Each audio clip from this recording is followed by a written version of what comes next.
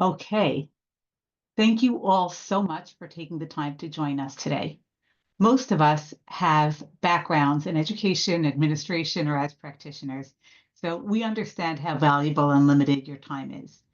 We welcome you and commend you for investing this time on behalf of your students.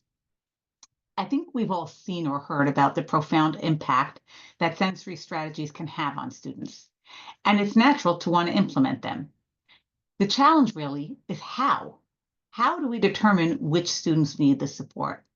How do we choose tools that would best serve our students? How do we select equipment that would work in our spaces? Where do we begin? The answers to these questions are nuanced, but in this webinar, we explore the different factors to consider through the lens of an experienced administrator.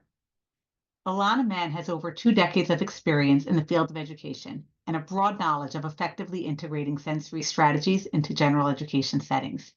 She has a dual master's degree in general education and special education and is currently writing the dissertation for her doctorate in educational leadership. Ilana is the head of school at Kinneret Day School in New York, and we are honored to have her share her knowledge and experience with us.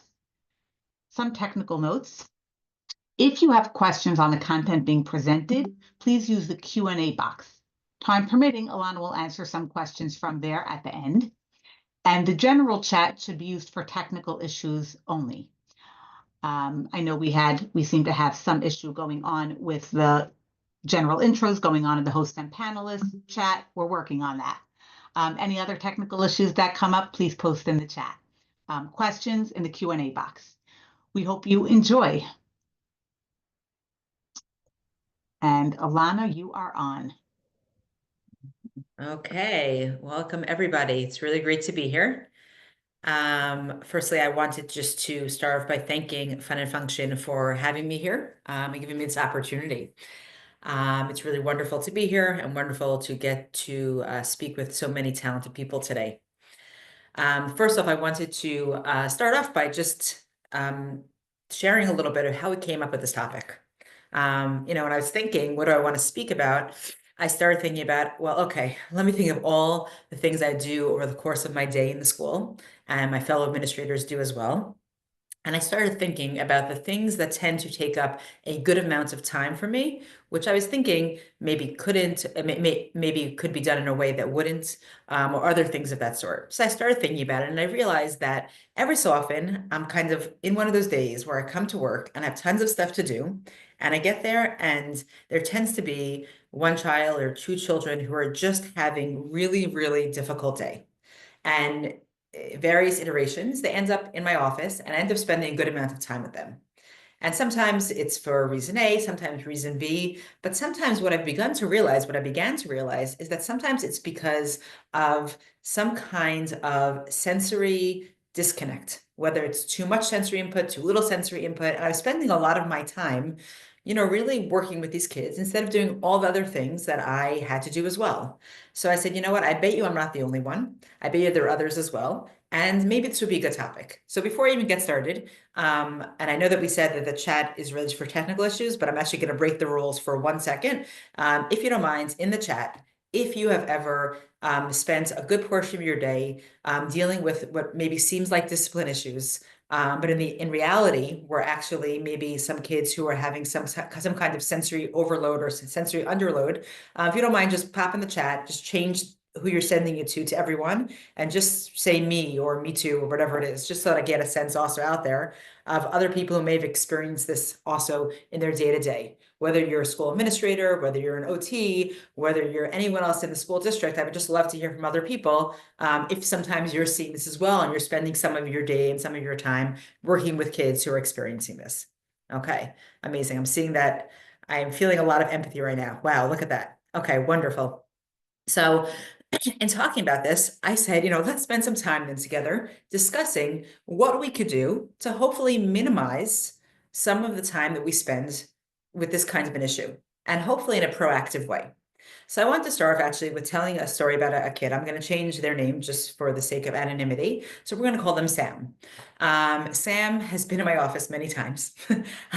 Sam is a younger kid, and he struggles a lot with different sensory components. So sometimes he'll be in my office and he'll need just kind of like a calm down space to be in because he's just in the space of like too much arousal. At my office, he comes in, he kind of knows his space already. Sometimes he starts crying a little bit, sometimes he's kicking a little bit. Thankfully, not usually people, usually more things around him. And he just needs kind of that space to kind of relax. And when I look at Sam, when Sam comes to my office, I constantly am thinking, why is he here? And what could we do to make things different? So in thinking about this, I want to think about what we as a school could do that might shift how things work. So when we're talking about these sensory breaks that some kids need, and again, they can't always be in my office, we're talking about a space either where they would have like an overload of sensory input around them, and they need a place where they could calm down, where they could just kind of like get that break, get that space. And we also might be talking about alerting, right? Where it's a kid who has like usually like a lower like they have like this, the sensory input that they're getting is just not enough, and we have to like kind of step it up for them, right? So a lot of times, like when I walk into classes, I have another kid who's a little bit older, so this kid is in elementary school, and we walk into that class, and I actually see this kid oftentimes with their head down on the desk, and are just like, not enough. There's just not enough sensory input going on for them, and they need something more to arouse them to get them to be able to accomplish what's going on. So what I want to talk about today is how we could utilize sensory breaks and different forms and different looks of sensory breaks in order to help these kids and therefore to maximize the resources that we have and in order to also allow for these kids to really succeed within the school. Although I will say, of course, this also works outside of school as well. I personally am a very big camp person. So I also, a lot of this stuff is also necessary in camp. I would ask the people if it's in theory to put it in the chat if you're a camp person, but I always assume everybody is. So it's okay. We'll just keep going. Okay. So, so when talking about these different kinds of students, right, we discussed that sometimes you have students who are looking for more sensory, and sometimes we have the ones who have too much sensory. So we have to be able to work with both types of students. And we want to think about working with them in different settings and throughout the school day. So I want to talk about the two main models that we discussed, but I actually also want to introduce a third one.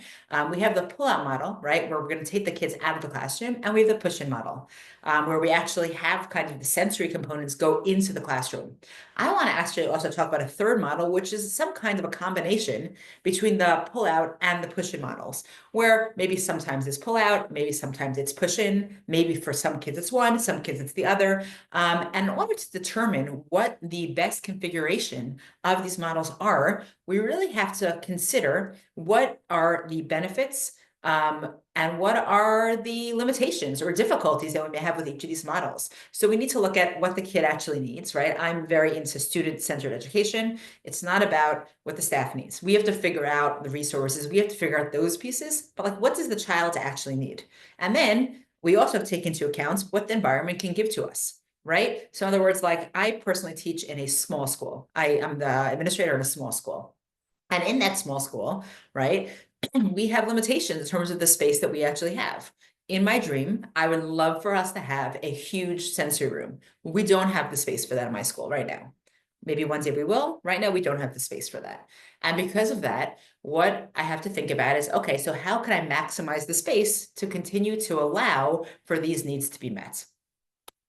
Now, one of the things I want to discuss also before even jumping into some of those needs is to talk a little bit about how this is introduced, because I always feel like that's like a really big piece, both in terms of the faculty, the staff, and also in terms of the students. I'm sure many of you have seen similar images before as to what I currently have on the screen. Because you always have a kid who says, why does he get to go play with the sensory equipment? Or why does she get to have that break and leave, right? And we always have this equality versus equity conversation. And this is something I have to say that I'm actually working very hard always to build this into the culture of the school. Within the culture of the school, I want kids to understand that there is, that every kid gets what they need. Every kid gets what they need. Now, and what they need might be different, right? So in this particular case, right, we have it, it's like the famous example they have, if God forbid somebody fell on the ground and needed CPR, does that mean you have to give everybody CPR in that room? No, because that doesn't make any sense, right? That would be equality. Equality would say everybody gets CPR.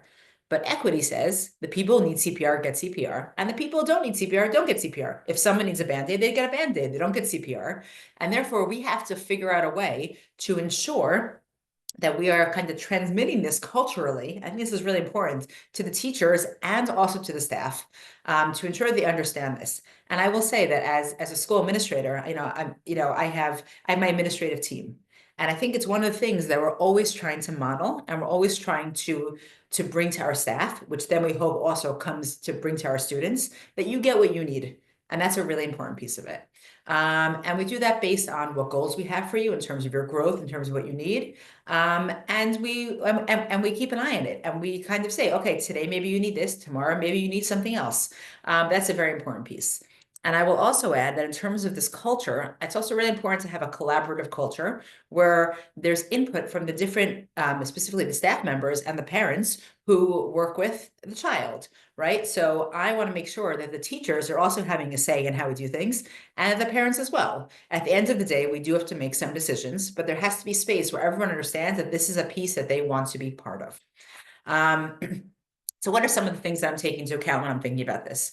So first thing is resources. When I speak about resources, I'm talking about manpower, I'm talking about spaces, I'm talking about financial constraints, I'm talking about anything and everything that has some kind of a limit. So for example, in my school, we don't have, like I mentioned, a huge space for a sensory room, but we do have a hallway. So the idea that we could put a wall panel in a hallway, to me, that is amazing, right? Because then I have a space where kids go out to, they walk around, they're able to touch the different components, they're able to engage with this equipment in a meaningful way, in a place that's also supervised, which also deals sometimes with some of my human constraints, right? I don't always have people to, let's say, be let's say be in a certain space, but in the hallway I have people. I could fit a bubble tube in the back. I have like a staircase in the back, so I have a bubble tube there where kids are able to go and just kind of also engage with that equipment. In the classrooms themselves, I have a little space where there's a library of equipment that kids could take. All things to think about. Also resources, but I'm kind of putting it in a different grouping. We have time and what that means. So, sometimes, I have the students in middle school. Okay, this middle school student, their name is Joan. Again, I changed the name for a little bit of confidentiality. And Joan, whenever Joan needs kind of a sensory break, right? Their teachers come to me time again and said, you could imagine that look, hands on the hips, being like, Miss Mann, what happened? This kid missed this class. This was not in this school, in the previous school I was in. And they would get very annoyed at me that they missed their class. And I would say to them, this kid needs this, Joan needs this. So the question was, can we figure out a way to kind of meet both needs? So there are some kids who are able to, let's say, utilize different equipment within the confines of the classroom. So they also have like one ear to what's being learned. So they're hearing the math lesson, they're hearing the history lesson, but at the same time, they're getting some of their sensory needs met. However, in the classroom, it could be distraction. So the question is, can I make it in a way that's not distracting? So in one classroom, what we have is we have a space where it's actually like built into the classroom. There happens to be a pillar there, and the kids know they can go behind the pillar in order to utilize this sensory equipment. They're still listening, and it's not impacting the classroom. The classroom culture is something that I mentioned before, both in terms of equality versus equity, and also in terms of creating a space where there has like flexibility in the room, that sometimes maybe there's a group of kids working on something else, maybe they're needed elsewhere. It gives them the space to do this. And then all these kind of components pull together, whether it's time or physical space, allows or ensures that they're able to access this equipment. I'm going to add one more thing. I know that one of the concerns that I have, and I'm sure many of you do here also, is our budgetary concerns. And I will say that one of the things that I really work hard to do is ensure that our students really maintain the equipment. So that includes making sure that we clean it regularly with the right equipment. I actually, oftentimes the maintenance guys don't clean the sensory equipment. There's like a rotation of teachers, or sometimes there's students who help clean the sensory equipment. And we make sure there's a library to ensure that there's a check-in and check-out process. If you take this piece of equipment out, please make sure to return it. And we are able to ensure that everything is returned and also is maintained, because we're able to know if it's broken, why it was broken, who was there when they had it, and were they taking care of it. So these are just important pieces of it. And this, I think, goes both in terms of the classroom itself and also in an independent sensory room. And here just, I see some beautiful pictures of sensory rooms just to share, with many different looks and spaces. And I want to draw your attention for a minute to the space constraints of the different ones, because I think for me, this is one of the more important components of it, is like, where can I put the stuff that I need to put in order to help these kids out?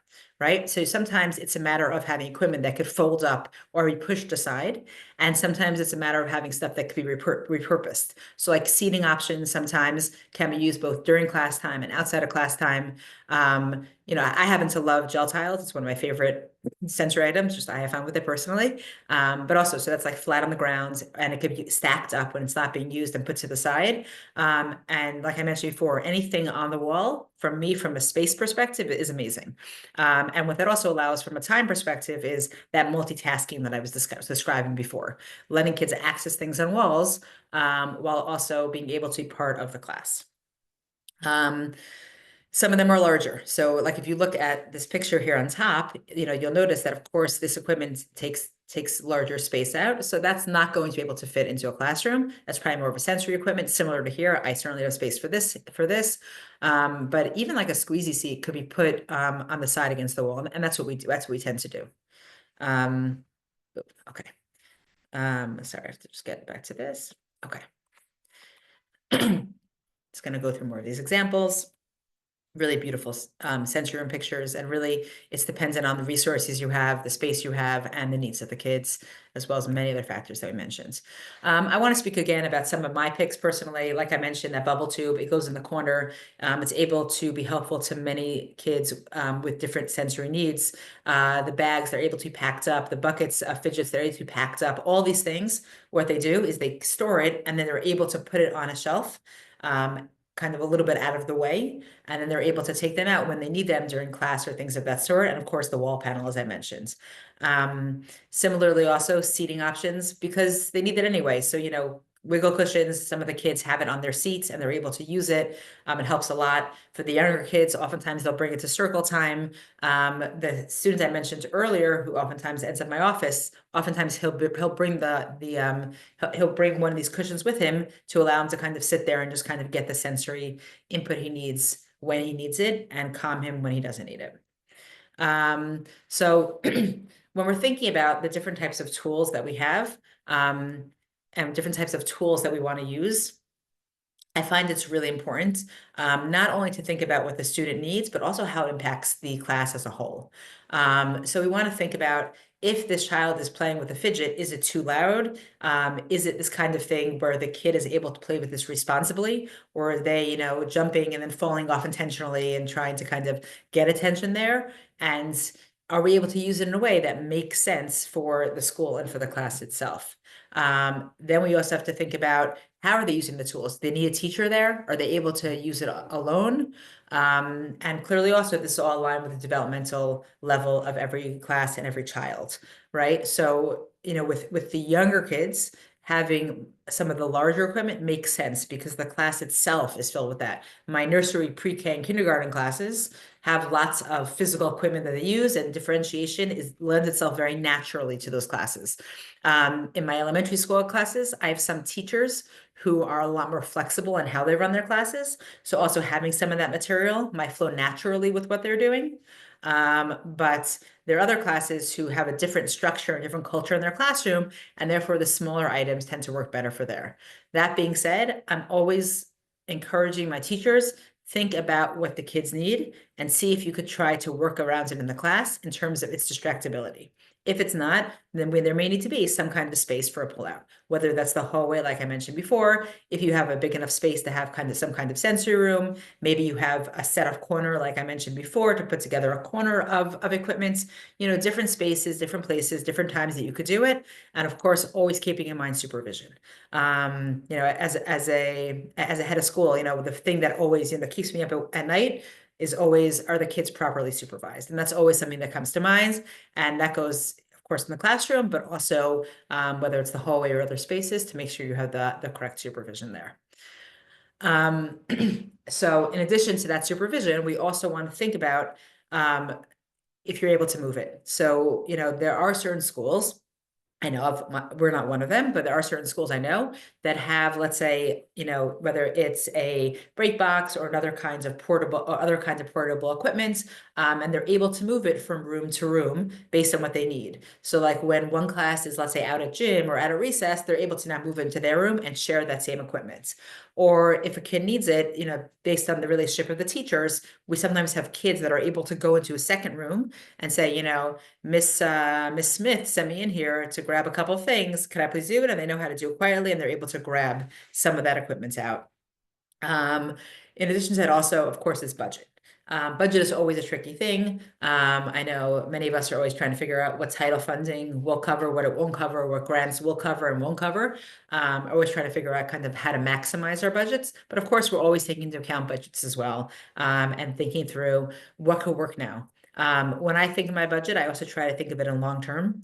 So, the initial stuff that I buy is stuff that is probably a little bit more on the basic end. I bought, I would buy noise canceling headphones, some weighted items, certainly wipe clean. I'm looking for stuff that's durable. I'm looking for stuff that gets us started. And as the years go on, I'm able to add more and more to that kind of pile, I would say, like better words, pile of sensory equipment that we have.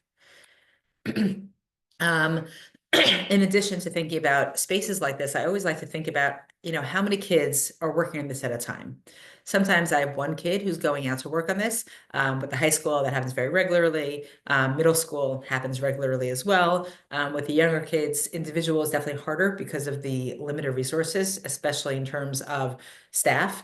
So you can have them go in twos, and you can have them go in groups. Now, I will say what I try to do, and I'm sure many of you do this as well, I'm always trying to, quote unquote, kill two birds with one stone.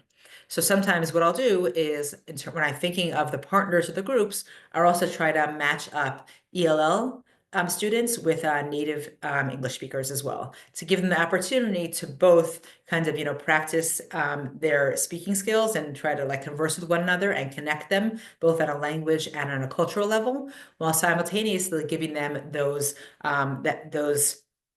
sensory breaks, which they so desperately need. Even a step beyond that is I'll do that also when kids either they weren't getting along, now they are. I'll give them that space also to go do it. Again, two goals with one action. I had a situation also where I have a class. Those of you in small schools may appreciate this, where there was a very strong gender imbalance in some of the classes. So in order to kind of just allow for greater integration, I combined two grades together for many social activities, including this, to allow multiple grades to come together and to, again, to take that sensory break while simultaneously getting to meet new students and therefore getting to expand their social circles. In terms of how to do it, I know the Fun and Function has a ton of resources on their website in terms of helping, free resources, I believe even. And I also believe that they're going to be sending this out, these links out afterwards. Maybe it's an email, they'll put in the chat, whatever it is. So you also have access to some of these wonderful tools. Both in terms of training and training teachers and how to properly use this equipment. Of course, also how to maintain the equipment, and how to maximize the equipment for students based on data collected and based on the results of that data. Okay, so when thinking about this, and I'm sure many of you feel the same way. One of the biggest things that I think we do as school administrators is we're always trying to plan ahead. We're always trying to think about, okay, so what do I need? How do I get this planned? How am I going to pull this together? And we do that in many ways. One thing is storage. For us, storage, like I said, we're in a small school. So for us, storage is very, very challenging components of things. So we're always trying to think of what goes in what corner, how could we put this on top of that? Where else could it be used for? How could we, how can we kind of like move this material around to ensure that we're able to keep it and keep it in at a high level without worried about it getting ruined by water, like like leaks or like collecting dust, because everyone forgets that it's there, or things of that sort. We create a cleaning schedule to make sure that the stuff gets clean, both for maintaining the material itself, but also when it comes to, I mean, I don't know if you guys had the same thing. It was a very, very difficult flu season this year. Certainly where I'm from, which is in New York and New York City, and the flu really hit us very, very hard. So we want to make sure as much as possible just to keep things clean, maintaining everything, to make sure again that that there's not a piece falling off here, or somebody's throwing this around, or this is not kept up to the level it needs to be kept up on, and making sure that our teachers and students all know how to use everything properly, both from a safety perspective, but also from an effectiveness perspective. And these are all things I'm thinking about. Admittedly, my first thought about it is over the course of the summer when I'm kind of forward planning of what this is going to look like, and I try to set up these structures ahead of time.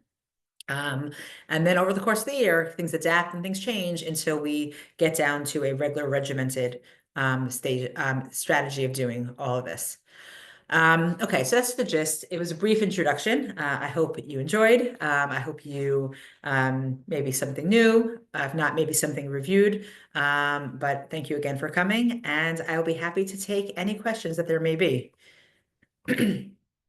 Okay, so let's turn to our Q&A. We are going to begin with some pre-submitted questions. If you still have questions that you haven't yet submitted, you can post it in the Q&A box. Ilana, what do you suggest as sensory strategies for middle and high school students? Excellent. Okay. Middle school and high school students. So it's a great question. The first thing I always would say is you got to find out what kids are interested in. Okay, that's the first thing. You got to base it based on what they're interested in, what they're passionate about, and what they want to do.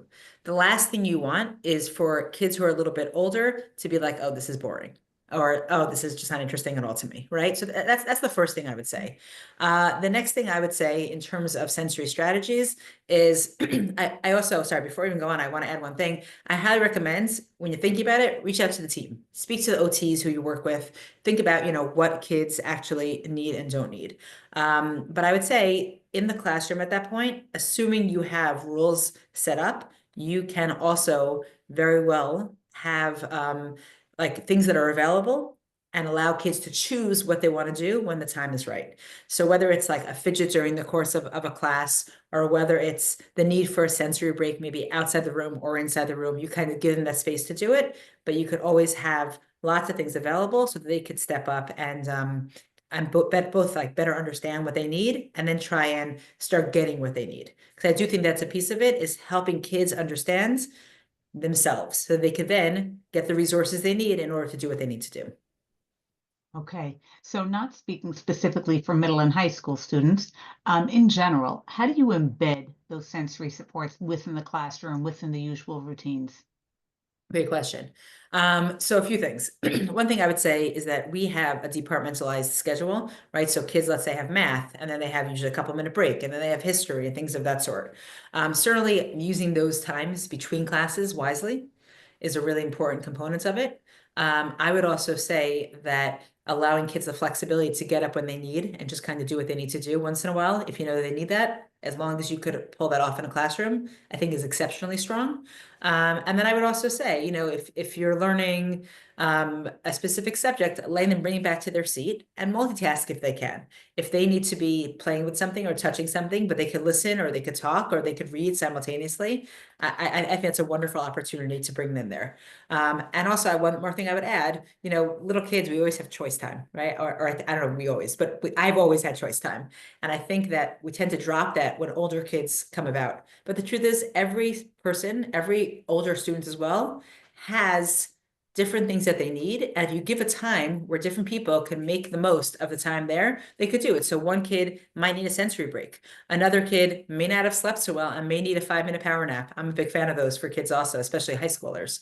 Another student might have the need to cram a little more for their history exam because they have high levels of anxiety, or because they just always need to kind of like look at it again and again, right? There's lots of time there. And if you could build some choice time where kids understand their needs and then utilize that time to do something to help with those needs, I think that could be really helpful. Okay, that's super helpful. I know that you're not an occupational therapist, and they'd be the ones to recommend what sensory strategies, might work for a given child. But, speaking from the practical angle, you've heard sensory strategies over the years from occupational therapists. Which push and sensory strategies do you find to be especially helpful and practical? I think practical is more the word I'm going for than help. Right. That's hard. I'm a little bit going to punt this question. I'm going to tell you why. Because what I found is that it's so kid dependent. Mhm. And it's one of the reasons I think that I definitely lean on my OTs, right? I don't go in there and I don't say, this kid needs A, B, and C. I say, I could tell this kid needs some sensory support. And then I'll turn to my OTs or the OTs in the school and I'll say, what can we do here? To say there's one that is covers everything, I haven't seen one that really stands out. No silver bullet. Okay. Um, after you've implemented a sensory strategy in the classroom or in a separate setting, what are some effective ways to check in on, the effectiveness post-implementation? Excellent question. So to me, that's a lot about data. Now, I love data. Not everybody loves data. I do. Um, what you probably would do is that before you implement whatever strategy you have in mind, I would collect data, and I'd be sure, by the way, to collect data on the positive behaviors as well as the negative behaviors. I would not just focus on the negative behaviors because also a decrease in positive behaviors would probably indicate that the methodology is not working either. Mhm. Then I implement it. You'd have to give it a little chance. There might be some tweaking, and I would continue to collect data to see it both in the short term and the long term. I also find that you have to keep it with novelty. It can't be the same thing over and over again for too long of an extended period of time. You have to bring new things in. So whether it's that you have 10 items and you introduce three at a time, so there's always something that feels new, or whether it's that you actually have the 10 items and then you use them in a different way, I think it's really important to continue to grow it in that way. Mhm, mhm. Okay. I remember when fidget spinners were it. That was the it item, and every kid needed a fidget. How do you teach, when you're not talking about early childhood kids, when it's elementary age students who are just, learning to take on the responsibility of managing, their own needs, how do you teach elementary age students to use push and materials responsibly, without distracting themselves or others from learning? Okay, so the first thing is I have to admit I don't always do everything well, and this is probably something I could do better, and that we could do better. A lot of us could do better. I think one part of it is introducing them slowly and creating probably guidelines around some of these, right? So fidget spinners, I also remember that time very well. Admittedly, I did not have one at the time. Everyone else did. But fidget spinners used to be, the hot and crazy item, right? And the truth is that, when they're doing it, I remember a teacher that I had one time showing us, okay, nobody fidget spins above their head. Let's start with that. The fidget spinner has to be held below your chin. That's the height it could go at. The fidget spinner, the noise that it can make is approximately this level. If it goes above that, it can't be used then, right? So there definitely have to be some restrictions in terms of the item being used properly or not properly. And then of course maintaining those boundaries and maintaining those rules to ensure that the equipment is used well and that the equipment is also used in a way that does not damage it. Okay. Um, Now, how about a situation where the child is using, their sensory strategies appropriately, but the teacher isn't open to it? They're frustrated with the child's behavior, but isn't open to the child using sensory strategies. That's a great question. That to me is where a cultural shift comes in. And cultural shifts take time. And cultural shifts have to be consistent. So the first thing I would say is that if you're an OT and your administration is not in favor of this, you're going to have a much harder time, right? If your administration is in favor and understands the benefits of sensory equipment, it's going to be a lot, I'll say easier, but I'm not going to say easy to get it done. The understanding has to be to fully understand children, to fully understand people, and to understand the different needs that people have. At the end of the day, whenever I see a problem, it's very rarely about the actual problem that we're seeing it, right? It's a byproduct of some larger cultural idea. So if your school has not yet kind of shifted to a space of understanding student differences and understanding the need to help kids in a way that is not just academic, that is probably a space that you have to work to really shift the whole culture of the school. And by the way, that culture usually doesn't just impact kids. It usually impacts the staff as well. And the staff then oftentimes looks at each other with that same kind of eye. So it's really important to work on building a positive culture where you're able to look at a kid from a more holistic perspective and not just look at them from this, well, I expect behaviors A, B, and C, and I'm not getting this, so therefore you get behaviors D, E, and F. The shorter answer, which is not, I think, less effective, is kind of saying to the teacher, you've tried your way, it's clearly not working, give my way a shot. That may or may not work, but sometimes that's what you got. Okay. Um, I know, some of the sensory spaces you showed are gorgeous and not small. In your experience, when you have a small space outfitted with sensory tools, does it work well? The answer is yes, and it works differently. Hmm. Okay, so a big space is amazing. Like I said, that's a dream. That is a dream that I have. Okay, and I think that if you are able to have a sensory space and a sensory room, that's phenomenal. Um, and a sensory corner or a sensory hallway or a sensory space or a sensory just kind of even a box or a bag or whatever you're able to get in does do something. Does it do as much as maybe a sensory room will do, or the same things the sensory room will do? It won't do the same things, but I think it is effective because you do have the possibilities and the resources that you're not like picking something out of a hat. Like this is almost the best way I can think of also. I remember one time a teacher came to me and said, I have this kid, I don't know what to do. And it was very clearly a sensory issue that they had to deal with. So I said to them, I said, this kid really needs sensory equipment. And it was the time, it was years ago. At that school, we did not have any sensory equipment. So we're like, okay, fine, let's try and figure out what to do. And we tried and we figured out what to do, but it wasn't on hands. Like, had it been on hands, we could have immediately implemented it. I mean, I think we also would have stopped the issue before it got bigger. And to me, that's one of the biggest issues with all of these things, whether it's sensory issues or disciplinary issues, right? You're always trying to grab it before it gets bigger. You want to get it at the earlier stages, and having the right sensory equipment on hand, whether it's in a corner or a smaller space, but being able to immediately utilize it has tremendous positive impact. Hmm. Okay, thank you. I just want to remind everyone, I see questions coming in. Please feel free to post in the Q&A box, not the chat, in the Q&A box. Ilana, this next question kind of relates to the first one. Some kids, especially, you might see it in the pre-K kids, 5 and 6-year-olds, they're vestibular seeking. They need that movement. They need to zoom. And, outdoors is not always an option at various times of year. How do you give them that kind of input? I'm sorry, Goldie, for me, your question cut out for a second. I apologize. I'm asking about vestibular input for young kids, pre-K kids, 5 and 6-year-olds. They do great with that outdoor activity where they can zoom around, and that gets a little more challenging indoors.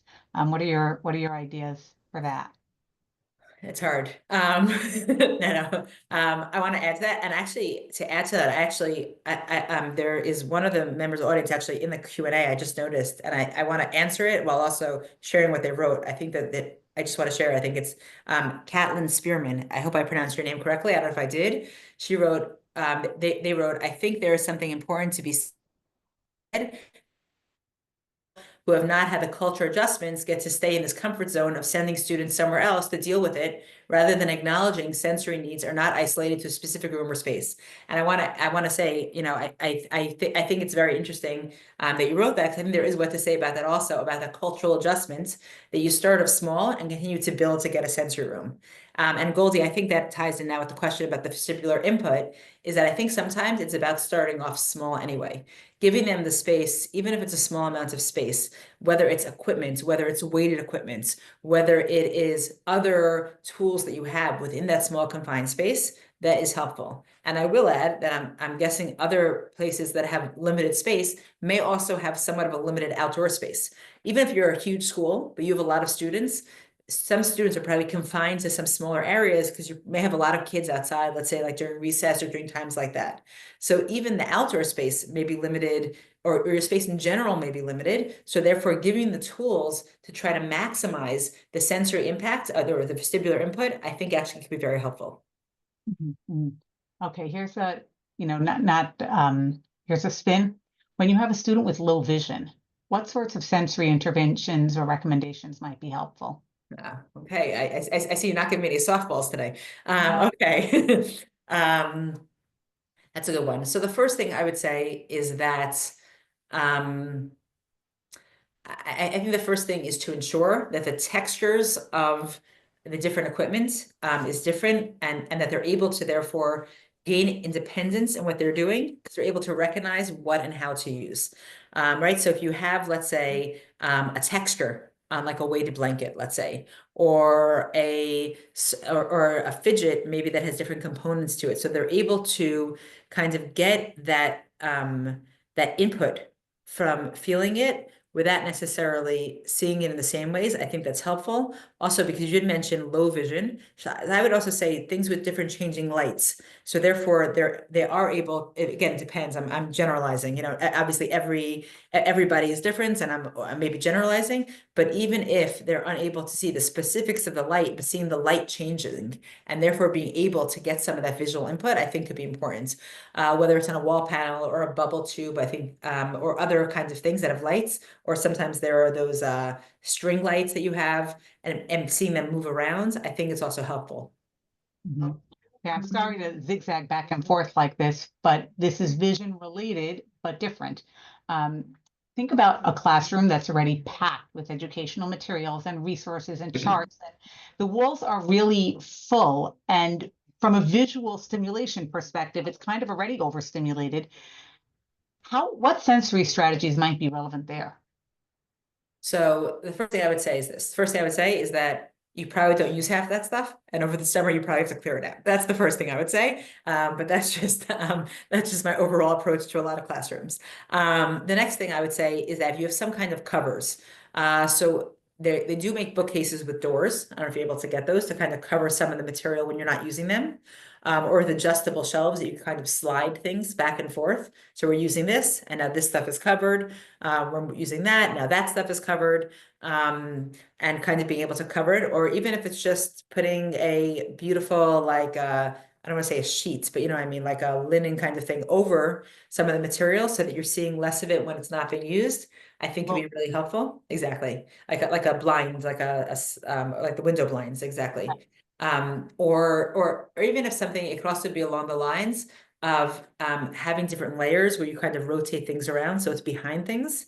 And then I would say try to use the construction of your room. Again, if you have, like I mentioned before, if you have a room with pillars, put stuff behind those pillars so it's not immediately an eye shot as you're learning or as the kids are learning. mhm. If you have a space where you could kind of move things out of, I mean, that I think is the dream. If you have any kinds of, whether it's a cubicle or whether it's a different area, and don't be afraid to like rotate things in and out on a seasonal basis. So if you know that they're reading books, the following books, so take other books out. If you know that now it's time for this sensory equipment, take the other sensory equipment out and rotate it in as time goes on. I do think sometimes as educators, we love stuff. I love stuff too. I love bringing it. And I think, okay, I'm going to use that. I'm going to use that. I'm going to use that. But push comes to shove, I think at the end of the day, I think that you don't use all that equipment on a regular basis. And I think that it not only is a matter of figuring out what to do about it, like once you have it, I think it's also just a matter of figuring out how you overall design your classroom to take into account kids who might be distracted by that high sensory input. Okay. Um, Oral sensory needs. Any advice on that? Chewies are actually not so distracting. That's what's good about them. So I would say that's the first thing. I think sometimes also just helping the kids out when it is, well, then let me actually take a step back for a second. Let's first differentiate ages and stages. Young kids, I think it's a matter of just giving them the opportunities. And I think that some of them just like and when I'm saying young, I apologize. I shouldn't say young. What I really mean is those who developmentally are at the stage where they still need very high levels of oral input. I think that, you try to give them things like chewies, and other opportunities. And also during snack time and lunchtime, you also try to maximize that time to give them a little bit more of a push. And therefore, when they go back to class, hopefully they've had the chance to actually express that to some extent. With older kids, it's a little trickier, I think. So therefore, I think also subtle chewies. If you have a student in high school, they don't necessarily you know, you don't want to see them biting their arm or things of that sort. So you have to give them things that are I usually find to be a little more subtle. But that's usually my approach. And like I mentioned before, with all of these like different specific situations, I highly recommend that you speak to an OT and you speak, whether it's the child's doctor or parents, because everyone really is different and what they need is different and what their next stages is different. And I am definitely hesitant. Again, I'm speaking from an educator perspective. I'm hesitant to make any specific recommendations as to what you need to or should do for that child. Okay. You mentioned the school culture piece a number of times, and I feel like that's a great last question over here, like a takeaway. What's a great first step for shifting the culture at the school building level? So I think it depends who you are. If you're a school administrator, I think that the great first step for you is you have to make that the culture for your teachers first. I think you'd set the example by how you treat your teachers, and that trickles down. So the first step, if you're a school administrator, is to work with your teachers and treat them in a differentiated manner also, in a way that is clear, in a way that is kind, in a way that is caring. And I think that's your first step.